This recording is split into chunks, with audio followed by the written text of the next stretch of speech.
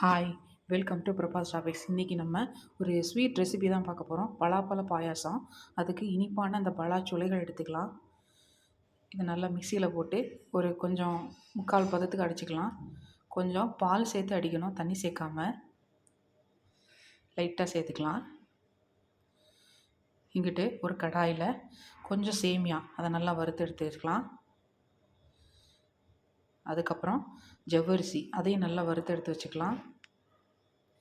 அதுக்கப்புறம் பால் நல்லா தளன்னு கொதிச்சிட்ருக்கு. இந்த ஸ்டேஜில் நம்ம வறுத்து வச்சுருக்க ஜவ்வரிசி, கல்கண்டு சேர்க்குறேன் இனிப்புக்காக 1 கப் அளவுக்கு தண்ணி சேர்த்து நல்லா கொதிக்க வச்சுக்கலாம். இப்போ நல்லா வெந்துருச்சு. இதில் சேமியா ஆட் பண்ணுறோம்.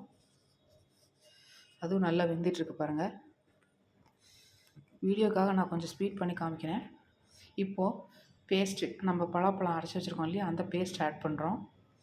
ஏலக்காய் தூள், அப்புறம் நெய்யில் வறுத்த திராட்சை, முந்திரி அதையும் சேர்த்து நம்ம இது இப்போ நல்லா இதாகிருக்கு. ரெடி ஆகிடுச்சு பாருங்கள். எவ்வளோ அருமையாக இருக்குது பாருங்கள். டேஸ்ட் ரொம்ப நல்லாயிருக்கும்.